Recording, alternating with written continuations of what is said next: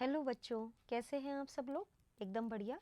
आज हम class 9th force and Newton's laws of motion chapter का topic Newton's third law of motion पढ़ेंगे। Newton's third law of motion कहता है to every action there is always equal and opposite reaction. ठीक है, इसका मतलब क्या हुआ?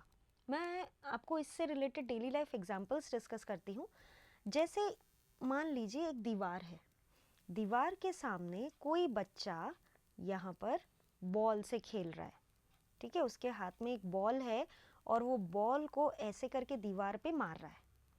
ठीक है, बॉल को वो दीवार पे मारता है, दीवार से वो टकरा के वापस से उसके हाथ में आ जाती है, ऐसे वो कैच करके खेल रहा है। ठीक है, अगर वो कम ताकत से दीवार की तरफ फेंकता है तो कम ताकत से बॉल उसकी तरफ आती है। ऐसा लगता है हमें कि जैसे दीवार की तरफ से भी कोई धक्का दे रहा है, उसे इक्वल फोर्स से उस बालक की तरफ फेंक रहा है, उस बच्चे की तरफ फेंक रहा है। ठीक है, तो यहाँ पे बच्चे का बॉल फेंकना एक एक्शन हो गया और दीवार से टकरा के उस बॉल का लौटना रिएक्शन हो गया।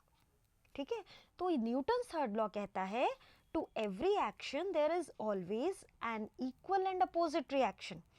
अगर ये बॉल का फेंकना इस बच्चे के थ्रू एक एक्शन था तो दीवार से टकरा के वापस से बॉल उसके हाथ में आना उसी का रिएक्शन था। ठीक है, अब एक और एग्जांपल हम डिस्कस करते हैं। जैसे मान लीजिए यहाँ पे एक और दीवार है, यहाँ पे ये सेम बच्चा, सपोज इसने स्केट्स पहन लिए अपने पाँव में और वो स्केटिंग कर रहा है।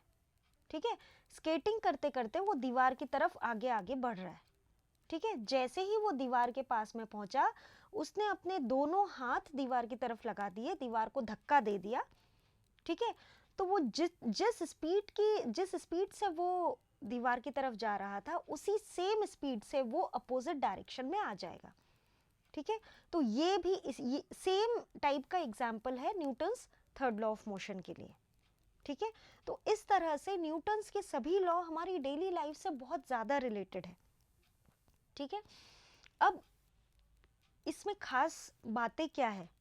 जब भी कोई दो बॉडीज एक दूसरे से इंटरैक्ट करती हैं तो वो इक्वल एंड अपोजिट फोर्स एक दूसरे पे लगाती हैं। ओके, तो इसका मतलब ये हुआ कि अगर जैसे ये बच्चा है, ये बच्चे ने फोर्स इस डायरेक्शन में लगाया। ठीक है, फोर्स का डायरेक्शन ये है, सपोज एफ ए कह दूं मैं। ठीक है, दीवार ने जो फोर्स लगाया है वो अपोजिट डायरेक्शन में लगाया है, एफ बी। ठीक है, तो इक्वल एंड अपोजिट मतलब एफ ए और एफ बी दोनों का मैग्नीट्यूड सेम रहेगा।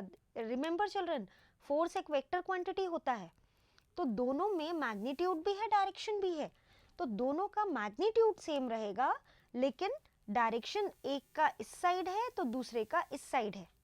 ठीक है, वेक्टर क्वांटिटीज को हम हमेशा इस तरह से एरो बना के रिप्रेजेंट करते हैं। ये मैंने सिर्फ डायरेक्शन रिप्रेजेंट करा है। तो जब बच्चा बॉल फेंक रहा है उसका डायरेक्शन ये है और दीवार से टकरा के जो आई है उसका डायरेक्शन उसके अपोजिट है। ठीक है, जब भी कोई दो बॉडीज एक दूसरे से इंटरैक्ट करती है तो they exert equal and opposite force on each other. वो एक दूसरे पर इक्वल फोर्स अप्लाई करती है और अपोजिट डायरेक्शन में अप्लाई करती है। एक का डायरेक्शन ऐसा होगा तो दूसरी का डायरेक्शन ऐसा होगा। ठीक है, दूसरी बात, एक्शन और रिएक्शन जो है वो दो अलग अलग बॉडीज पर इंटरैक्ट करता है। ठीक है, ये कैसे होगा? अगर बच्चे ने बॉल फेंकी है इस डायरेक्शन में तो एक्शन इस डायरेक्शन में हो रहा है। ठीक है, वो एक्शन किस पे लग रहा है? दीवार पे लग रहा है। ठीक है, और दीवार जो है अपना रिएक्शन उस बॉल पे लगा रही है। ठीक है, तो इसका मतलब ये हुआ कि बॉल से दीवार पे आए, दीवार से वापस से बॉल पे आ गए।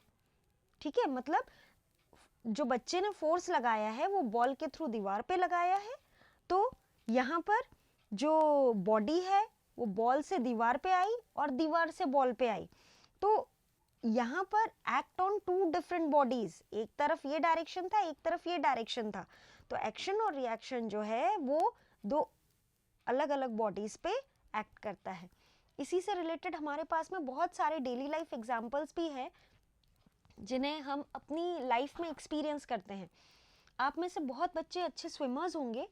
जब भी हम स्विमिंग करते हैं, हम जैसे सपोज यहाँ पे एक बच्चा है, वो स्विमिंग कर रहा है, यहाँ पे पानी में वो स्विमिंग कर रहा है, ठीक है। जब वो पानी में स्विमिंग कर रहा है तो स्विमिंग करते समय वो पानी को पीछे धक्का देता है, ठीक है। तो इसका पानी का पीछे धक्का देना तो एक्शन हो गया, और ऑब्जेक्ट का या बच्चे का आगे की तरफ जाना वो उसका रिएक्शन हो गया। तो यहाँ पे ये न्यूटन्स थर्ड लॉ अप्लाई हो रहा है, ठीक है। अब जैसे अगर हमारे पास में कोई बोट है, ठीक है, बोट से यहाँ पे कोई शोर वाला एरिया है, कोई बच्चा या कोई भी पर्सन बोट से इस जो शोर वाला एरिया है, टापू है, कुछ है, उस पे जा रहा है, तो वो क्या करता है कि अपने पैर से बोट को पीछे की तरफ धक्का देता है, ठीक है।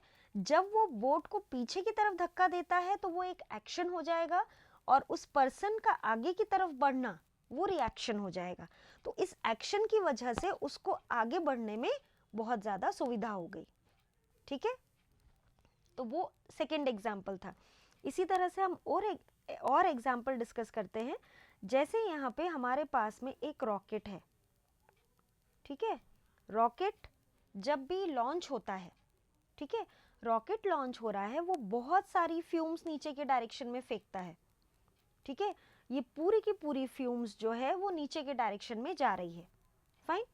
जो ये फ्यूम्स का नीचे की डायरेक्शन में जाना एक्शन हो गया, ठीक है, ये एक्शन हो गया, और इसी वजह से रॉकेट को ऊपर जाने के लिए एक थ्रस्ट मिल जाता है, एक फोर्स मिल जाता है, तो ऊपर की तरफ जाना रॉकेट का रिएक्शन हो गया, ठीक है।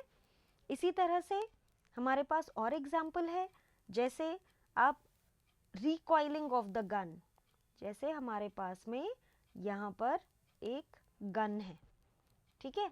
जैसे ही इस गन में से बुलेट निकलती है, बुलेट बहुत तेज वेलोसिटी से आगे की तरफ जा रही है, उसी समय जो पर्सन इसे चला रहा है, ये जो गन है उसे वो पीछे की तरफ धक्का देती है, ठीक है। इनफैक्ट ये जो सोल्जर्स होते हैं, सोल्जर्स को स्पेशल ट्रेनिंग दी जाती है ताकि वो गन को चलाएं प्रॉपरली। क्यों दी जाती है उनको ट्रेनिंग? क्योंकि जैसे ही ये बुलेट निकलेगी और अगर ये कंधे पे, ये वाला पोर्शन वो अगर अपने कंधे पे रख के करेंगे तो उनकी शोल्डर बोन टूट जाती है, ठीक है। अगर उन्होंने ठीक से नहीं पकड़ा तो शोल्डर बोन टूट जाती है।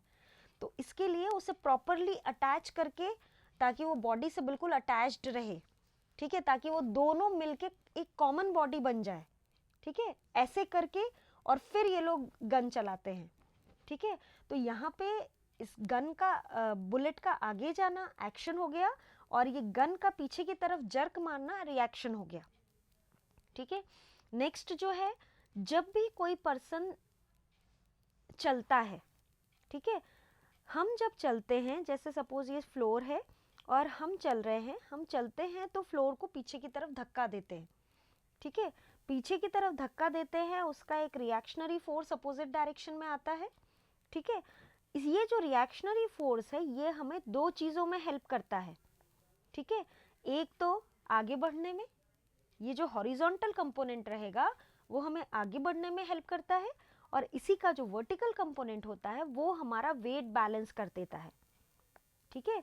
वो हमें प्रॉपरली वेट बैलेंस करके आगे चलने में हेल्प करता है, ठीक है। अब जो नेक्स्ट है, फायरमैन होल्ड्स द होस पाइप वेरी स्ट्रांगली। जब भी आग लगती है बेटा, फायर ब्रिगेड आती है, ठीक है, वो तो जो फायरमैन होते हैं वो उस पाइप को बहुत तेजी से पकड़ते हैं, क्योंकि इतनी तेजी से ये पानी निकलता है, जितनी तेजी से पानी निकलेगा उतनी ही तेजी से वो पानी का निकलना आगे की तरफ एक्शन हो गया, और ये होस पाइप जो है, जो पाइप जिसे हम पकड़ के खड़े हैं, वो एकदम से पीछे पीछे जाता है। उसको पकड़ने के लिए हमें यहाँ पे अच्छे से 3-4 आदमी चाहिए रहते हैं, ताकि वो उसे पकड़ के बैलेंस करके जहाँ पे आग लगी हुई है वहाँ पे जाके बुझाएं, ठीक है। तो Newton's third law of motion हमारी डेली लाइफ से बहुत रिलेटेड है, ओके। इनफैक्ट न्यूटन्स के सभी लॉज हमारी डेली लाइफ से बहुत रिलेटेड हैं, ओके। तो आप इन सब वीडियोस को ध्यान से देखिए, जो भी डाउट हो मुझे कमेंट करिए, हम उसके लिए एक और वीडियो बनाएंगे। और अच्छे से पढ़ाई करिए, वीडियोस को लाइक ज़रूर करिए और मेरे चैनल को प्लीज़ सब्सक्राइब करिए। Okay, thank you.